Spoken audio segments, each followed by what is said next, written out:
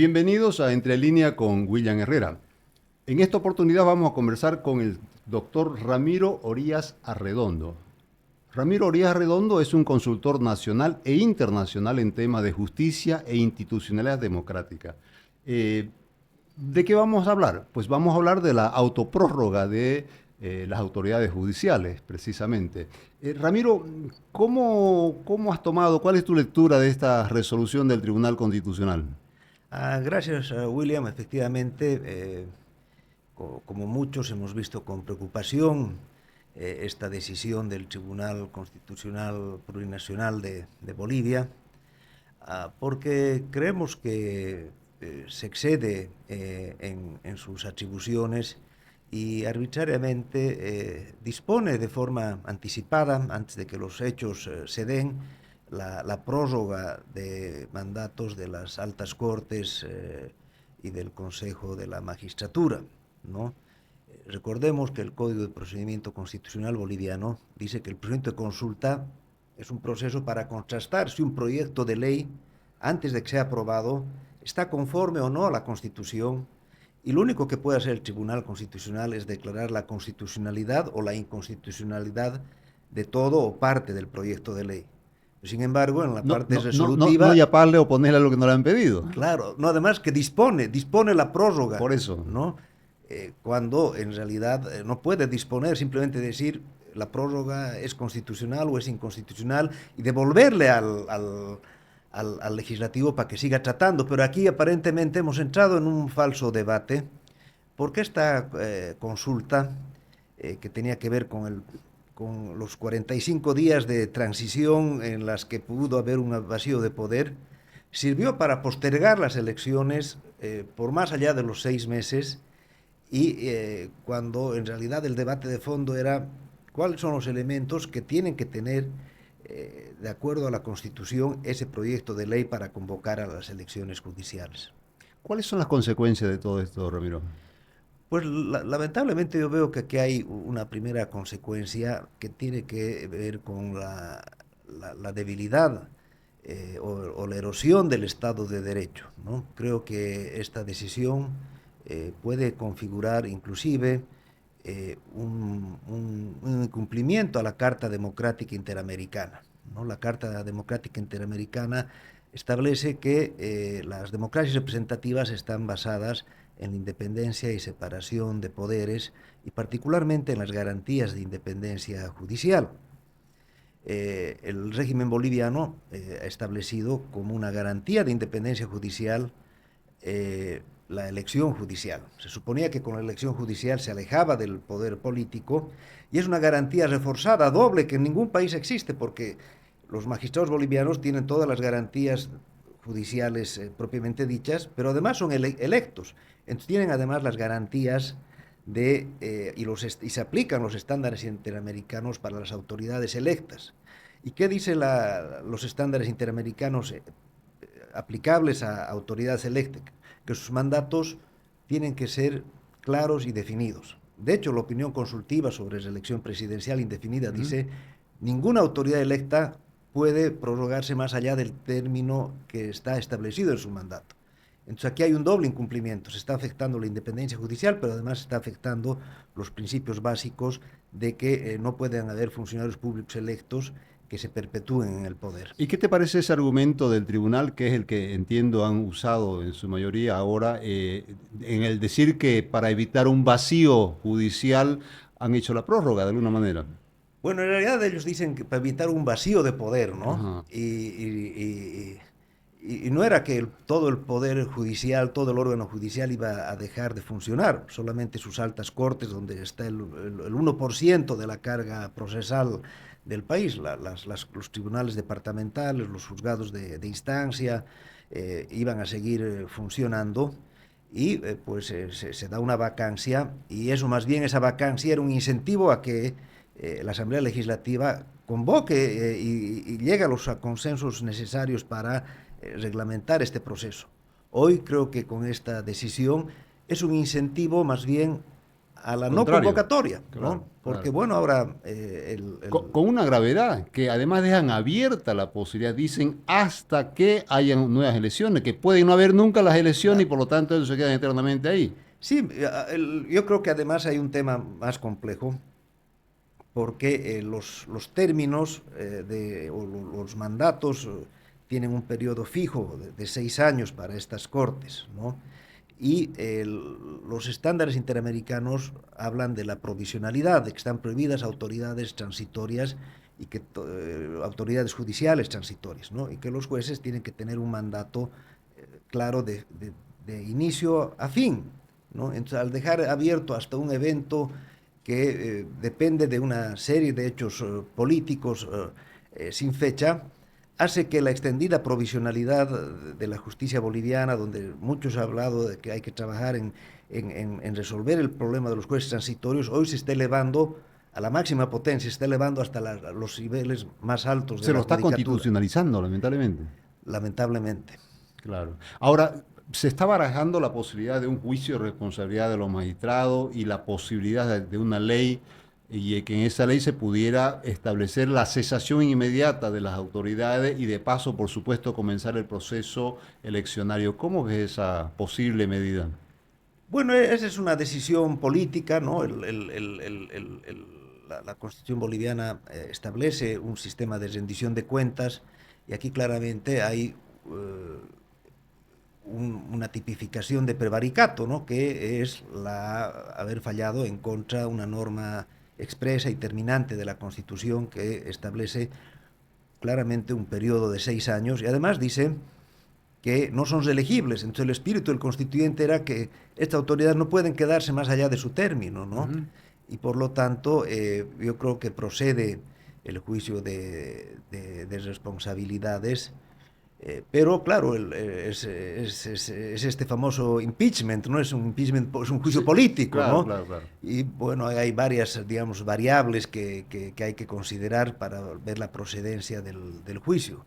Más allá, yo creo que en el fondo la discusión no es, y eso yo lo sostuve desde un principio, aquí discutir el régimen transitorio es el segundo paso. El primer paso era ponerse de acuerdo en las bases de la convocatoria para la elección judicial. Pero aquí parecería que la Asamblea Legislativa, los actores políticos dijeron, nos pondremos de acuerdo, ¿qué va a pasar? Porque no nos podemos poner de acuerdo, no haciendo los esfuerzos necesarios, no se convocó a las autoridades o a los jefes de bancada para construir los consensos, debería ser un ejercicio mucho más dinámico, más intenso este. ¿Tú crees que la Asamblea, de hecho, lo puede hacer, sacar una ley y ordenar la cesación, digamos, en este caso, de las autoridades electas y, por supuesto, comenzar el proceso eleccionario? De alguna manera eso supondría un conflicto también, más o menos, entre poderes, aunque no exactamente, porque el Tribunal Constitucional no es un poder propiamente, o un órgano, como se llaman ahora, ¿no es cierto? Pero, de alguna manera, también le está usurpando funciones a la Asamblea Legislativa. Sí, Y definitivamente. incluso diría yo a la Asamblea Constituyente porque está vulnerando la Constitución, está modificando la Claro, claro. Constitución. Sí, alguna vez un autor español escribió un artículo muy interesante que decía jueces con escaño, ¿no? O sea, que Ya, eran jueces que legislaban más allá de de lo que tienen que de hacer. lo que tiene que hacer, ¿no? Ahora, claro, yo creo que lo importante es ahora retomar porque además hay un argumento bastante extraño en esta sentencia. Dice, dado que la Asamblea Legislativa no cumplió con su misión, nosotros venimos a salvar la situación y establecemos la prórroga. Pero ¿por qué no cumplió su función? Hubieron al menos 3 Intento. recursos constitucionales donde el propio tribunal, a título de medida cautelar para proteger derechos de eventuales candidatos, le ordena suspender y paralizar los procesos de convocatoria, ¿no? Ujú. Entonces ahí ha habido un uso abusivo de los recursos constitucionales y ha sido más bien el retraso del Tribunal Constitucional el que ha evitado que la agenda legislativa en esta materia avance, ¿no? Entonces yo creo que aquí hay que hablar de responsabilidades, Compartida, pues al por lo menos son menos, compartidas, ¿no? por lo menos. Porque si uno hace el calendario, seguro que hay más días de suspensión en manos del en Tribunal manos del Constitucional tribunal que en la Asamblea. que los días efectivamente suspendidos por desidia de la Asamblea. Ya. ¿Por qué crees que el gobierno no ha dicho nada? Por lo menos el ministro de Justicia ha cerrado. Bueno, aquí estamos un poco entrando al campo político y creo que puede haber también una interpretación politológica Ujú. de este problema. Yo creo Es que más, tiene que haber, porque no se explica de sí, otra manera. efectivamente. Aquí claramente hay una fractura al interior del movimiento del socialismo. El gobierno del presidente Arce ha perdido uno de los elementos básicos para la gobernabilidad, que es tener una mayoría congresal, ¿no? Desde las épocas de la democracia pactada, los ejecutivos han tenido mayorías que han permitido viabilizar una serie de reformas, de actos de gestión pública. Tal vez desde la UDP no tenemos un gobierno como este que no puede aprobar sus leyes en el Congreso y por lo tanto ha decidido convertir a la justicia boliviana en el brazo jurídico del proceso de cambio, ¿no? Creo que aquí va a haber una especie de cogobierno con la justicia constitucional y todo aquello ya hemos visto una serie de actuaciones en relación a la ley de interpelaciones, los temas que se están discutiendo en relación al Congreso del MAS, todo lo que no puede resolver políticamente por los mecanismos naturales de deliberación legislativa, el gobierno los va a resolver a través de la justicia constitucional, lo cual es muy grave porque eso está evidenciando un proceso de concentración de poder en el país. Ya. Ramiro, ¿qué crees que va a pasar de aquí en adelante? Con todo el escenario planteado tal cual. Yo creo que aquí la Asamblea Legislativa tiene que recuperar la iniciativa política en el marco de sus atribuciones. Y bueno, al final lo que ha sido declarado inconstitucional es el proyecto de ley transitorio, ¿no? Y ahora la Asamblea tiene todas las atribuciones para aprobar un nuevo proyecto de ley que se supone que hoy hay, digamos, un multipartidismo, eh, digamos, mucho más, más vigoroso para concertar por 2/3 una nueva convocatoria. Recordemos que en realidad esta consulta oficiosa la realizó el presidente o el entonces presidente de la Cámara de Diputados, que es afín al presidente Arce, ¿no? Entonces creo que este fue un proceso deliberado de trabar. De buscar cómo entorpecer el proceso mismo. Exacto. Entonces ahí tal vez los acuerdos que se dieron entre un ala del MAS y la oposición tendrán digamos, que preguntarse por qué el Ejecutivo no está cómodo, qué espera el Ejecutivo para entrar a este consenso, ¿no? Y tendrán que redoblar esfuerzos y ahí creo que el rol que puede cumplir y que creo que no ha cumplido el vicepresidente Choquehuanca, el propio presidente del Senado, creo que puede tener una actitud y un liderazgo más claro en la construcción de consensos, ¿no? Antes había convocatoria a jefes, a cumbres de jefes de partidos políticos, a jefes de bancada, y el problema de la democracia boliviana de hoy es que nadie conversa, entonces tienen que haber espacios de construcción de consensos mucho más vigorosos, tal vez inclusive la incorporación de algún tipo de actores internacionales que contribuyan a la mediación son fundamentales porque este proceso de erosión democrática se puede profundizar. Ya. Se ha dicho que con esta resolución, como otras en su momento, pues terminan de alguna manera atentando contra el propio Estado constitucional de derecho. ¿Compartes esa opinión? ¿Crees que la institucionalidad está totalmente debilitada en este momento y eso ponga en peligro la propia convivencia, incluso los ciudadanos? Absolutamente, absolutamente, ¿no? Porque estas diferencias políticas deberían resolverse en los escenarios políticos, que es la Asamblea Legislativa. Pero cuando se judicializa la concertación política, pues pierde, ¿no? Y como yo lo veo, el riesgo es que la justicia pierda esa su capacidad de actuar imparcialmente, ¿no?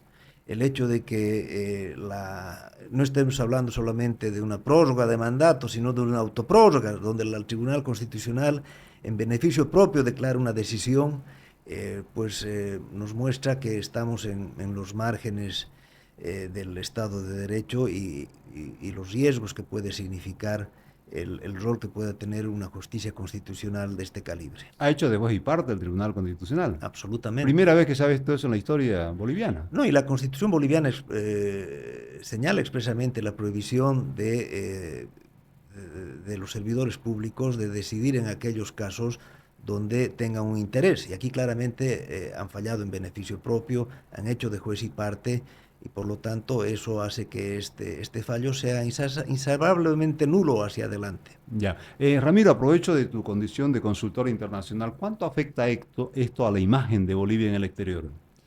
Si uno ve la imagen del país en los escenarios, en los foros internacionales de derechos humanos, podemos contar por lo menos 7 informes en los últimos 3 años donde le dicen Ahora al mismo, país... perdón, ahora mismo hay una comisión de la Comisión Interamericana de Derechos Humanos. Sí, de hecho está la misión de seguimiento del informe del GIEI, el MESEG, haciendo un análisis de el cumplimiento de las recomendaciones. Y una de las recomendaciones del propio GIEI, de la CIDH, era enfrentar la reforma judicial con mayor decisión, ¿no? Que no se ha hecho absolutamente nada. Y que no se ha hecho absolutamente nada, ¿no?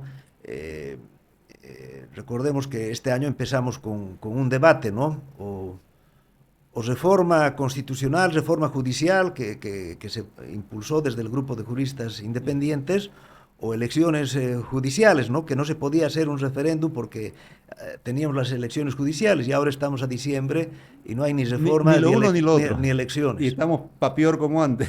Así que el tema es complicado. Yo creo que internacionalmente el país está cada vez más generando preocupación en la comunidad internacional.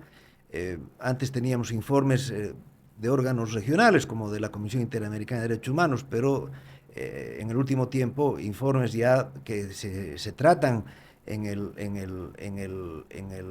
Consejo de Derechos Humanos de Naciones Unidas, ¿no? Recordemos que hace una semana salió, por ejemplo, las observaciones del Comité DESCA, que ve derechos económicos, sociales y culturales, pero una de las recomendaciones del Comité DESCA de Naciones Unidas es para que haya una protección de los derechos económicos, sociales y culturales, ambientales de los bolivianos, tiene que haber una justicia independiente y exhorta a acelerar los esfuerzos para la reforma judicial. Ya. Yo decía en algún momento, porque me lo preguntaron también, de que creo que ahora es más urgente que nunca la posibilidad de un gran pacto por la justicia.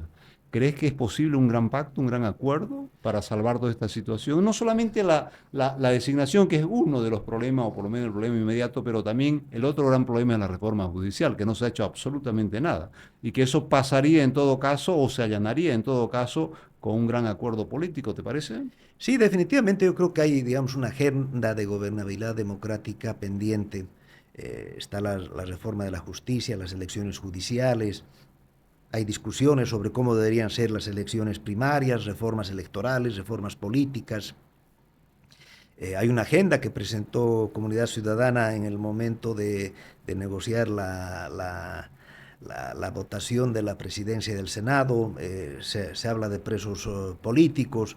Hay una gran agenda, digamos, de gobernabilidad democrática pendiente que el gobierno la ha estado eludiendo, ¿no? Creo que aquí el gobierno tiene que asumir con decisión esa agenda y asumir el liderazgo de este proceso de discusión, porque, digamos, un gobierno de minoría, pero que quiere quedarse con todo, ¿no? No cumple la Constitución, no quiere pactar, huye a los 2/3, cuando democracia es compromiso, es construcción de un proyecto común como país. Fíjate que además está pendiente, vino Diego García Sayán, me estaba olvidando ese detalle, y que todo mundo coincide en una gran reforma judicial, que es lo que no se ha hecho tampoco hasta ahora, ¿no es cierto? Sí, efectivamente. Además, una de las recomendaciones del informe del ex relator de Naciones Unidas para la Independencia Judicial, Diego García Sayán, era justamente que él veía que en las elecciones judiciales había una gran oportunidad para una primera construcción de consensos en torno a las bases de la convocatoria para una justicia, como él tituló su informe, más cerca de la gente, más lejos de los políticos, ¿no? Yeah. Pero sin embargo, hoy tenemos una justicia más lejos de la gente y más cerca de los políticos. al centro político. Todo lo contrario de lo que se planteó. Exactamente. Una reforma así en pocas palabras, en pocas líneas, Ramiro, aprovecho tu condición de consultor. ¿Cuáles serían los puntos más vulnerables y los más sensibles en este momento? Y quizás por donde debería comenzar una reforma. Porque esa es la otra asignatura pendiente. Al final la designación se resolverá en algunos días, de alguna manera, o en unos meses. Pero yo creo que de aquí para adelante el otro gran desafío es precisamente encarar una reforma judicial. ¿Qué debería comprender esta reforma? Definitivamente el desafío político de la reforma judicial en Bolivia tiene que ver con la independencia judicial. ¿Cómo construir esas bases para la independencia judicial desde un enfoque de una reforma integral, desde una reforma estructural? Tiene que empezar por una reforma de la constitución política del Estado, ¿no? El proceso de preselección al final es lo que nos está llevando a esta situación de crisis, ¿no? Donde los políticos preseleccionan, califican, preseleccionan y ponen a los candidatos a la competencia de las elecciones judiciales. Creo que ahí tiene que haber una reforma donde la preselección tiene que tener un ámbito técnico. En algún momento el grupo de juristas independientes planteó la Comisión Nacional de Postulaciones. Tiene que haber un órgano extra poder, extra política, que haga ese primer filtro, cosa que finalmente los candidatos que lleguen a las listas cortas hayan pasado todos los procesos de escrutinio público, pero desde una perspectiva que garantice las idoneidades, el mérito, la integridad de esos profesionales. Un poco al estilo que sucede con la Corte Interamericana de Derechos Humanos, donde se publica, donde hay un filtro, hay unas oposiciones públicas, donde finalmente hay una transparencia del propio proceso, que es lo que no hay en Bolivia, ¿verdad? Exactamente. El problema es que la Constitución boliviana habla de una calificación de méritos, pero en el fondo lo que se hace es una habilitación política, no cumple, pero no hay realmente una valoración de las condiciones Mucho de más idoneidad. técnica. Y al final, claro, candidatos que se sacaban malas notas en los exámenes, en la entrevista, recibían el 100% de puntos, y los buenos candidatos que habían demostrado idoneidad en términos de méritos, de experiencia, buenos exámenes, sacaban la nota más baja en la entrevista, ¿no? Entonces, tiene que haber un sistema donde esta fase se aleje de la política. Bien. El otro gran tema es presupuesto, tecnología, infraestructura, Hay una gran agenda, carrera pero yo judicial. creo que la crisis de la justicia ha llegado a tal punto que ya no es un tema de mejorar la gerencia del despacho judicial, no es un tema de mejor software, mejores computadoras, más capacitación, reforzar la escuela judicial, que son temas que sí hay que hacerlos, pero si no se acomete con decisión la agenda de independencia, de integridad, de probidad en las máximas autoridades, pues hemos visto que en las dos anteriores elecciones judiciales, quienes finalmente resultan electos no tienen el liderazgo para promover una reforma de la justicia. Entonces, lamentablemente, no hablar de parece que hay autoprórroga, pero no hay autorreforma, Yeah. ¿no? No hay una decisión de cambiar los procedimientos, y ahí tenemos una discusión, yo creo, un poco más sustantiva en torno a la gobernabilidad de la reforma. ¿Quién lidera la reforma? ¿Qué actores incorporan? ¿Cómo se construye esa agenda? Habrá que revisar las reformas que se han hecho en los años 90, en el 2000, la gran reforma procesal, cuando la liderizó USAID, la GTZ, el apoyo internacional, las universidades, las propias instituciones se sumaron, había una vocación pro reforma, que ahora no se la ve tampoco. Sí, el ministro de Justicia prometió una cumbre de justicia que al final nunca hubo. Prometió hacer reforma en 90 días, recuerdo muy bien. Claro, porque en el fondo no fue un proceso inclusivo, ¿no? Es un proceso centralizado desde el poder, donde no se quieren incorporar, digamos, una diversidad de intereses, ¿no? Hay organizaciones de mujeres que tienen su agenda, todo el tema de jóvenes privados de libertad, los niños, todo ese tipo de intereses tienen que presentar los insumos para nutrir esta reforma. Pero, y siempre se ha dicho que el gran problema de Bolivia es la falta de acceso a la justicia. Pero yo creo que esa agenda de acceso a la justicia está supeditada a la agenda de independencia judicial.